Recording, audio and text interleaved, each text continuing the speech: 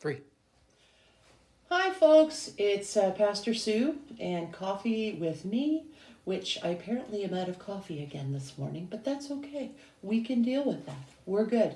Um, some thoughts for today are have come from a book that we're working in our leadership team meetings, and it's they're looking at exploring good practices as a leader and developing as a leader.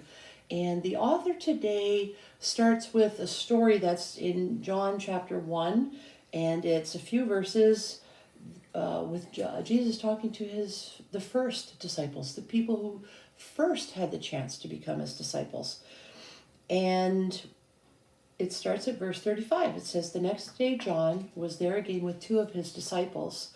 When he saw Jesus passing by, he said, 'Look, the Lamb of God.' When the two disciples heard him say this, they followed Jesus. Turning around, Jesus saw them following and asked, 'What do you want?' They said, 'Rabbi, where are you staying?' 'Come,' he said, 'and you will see.' So they went and saw where he was staying and spent that day with him. It was about the 10th hour. And the author in our book stops right there and tells of a time when he himself was asked that very same question. If you were to spend the day with Jesus, what would that look like? And so he gave it some serious thought. And the serious thought was, I would be serving and I'd be fixing and doing and lots of things to get done and all of these things. And that was all good and ready and beneficial. And it occurred to him that it spoke towards what his talents were and how he used his time and what were the special things that he could do. And as he prayed about it a bit more, and this has become kind of an outline for how I've been praying these past couple of days, it occurred to him that Jesus wasn't necessarily saying, "Show me all you do." Rather, he was saying, "Spend time with me." And so the author takes some time and he says, "Well, I'm going to figure out what that looks like." And so he spent an hour waiting for Jesus to talk to him in prayer. And he reports here that was a pretty quiet hour for him. He had no audible voices. He had no signs and wonders, no sparkling stars to say Jesus is in the room or anything like that. He just found it to be a very quiet hour. And towards the end of the time, it occurred to him that Jesus wasn't interested in just what he did. Jesus was interested in who he was as a person, who this author was in his relationship with Jesus.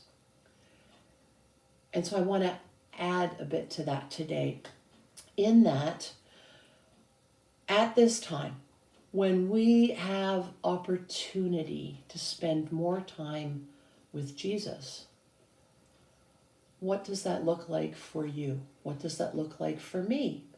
And yes, we all have our things of doing and busy and that part of life. But in the true essence of spending time with Jesus, what should be the end result of that? There's a quote from an author named Evelyn Underhill and says, "The most important thing for you is your vision, your sense of that God whom your work must glorify. The richer, deeper, wider, truer your vision of the divine reality, the more real, rich, and fruitful your work is going to be." Now, you all know that I love doing stuff for events and ministries and stuff like that. But I want to come to terms with, am I focused on events because I like doing events?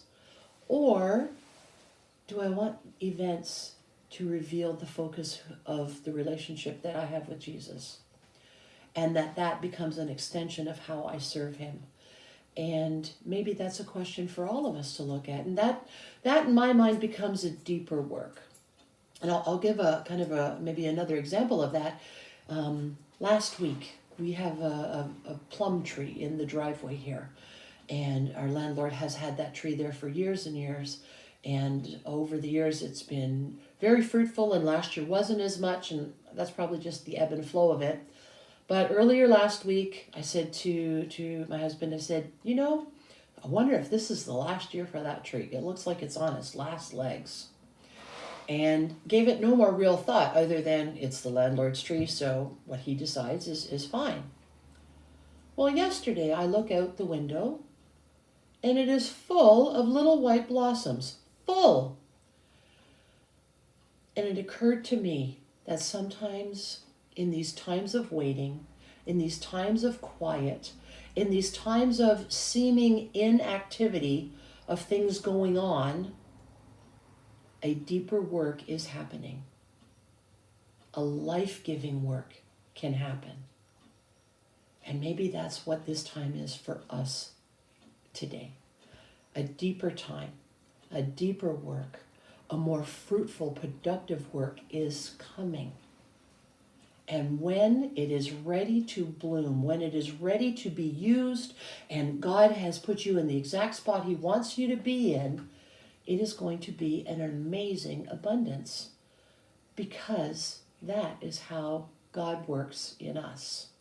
It's not what we do and what we think we are and our talents. It is the very presence of Jesus working through His children, who He longs to have a relationship with, who He longs to have that sense of, we're in this together. I have so much for you. Spend the day with me.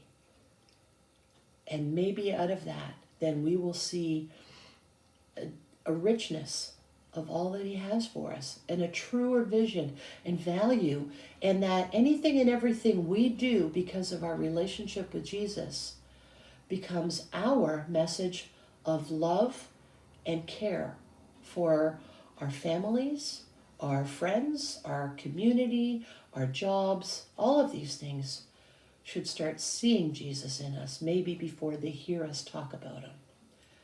That's my thought for today. Thank you for letting me share this with you, and we'll see you soon. Bye now.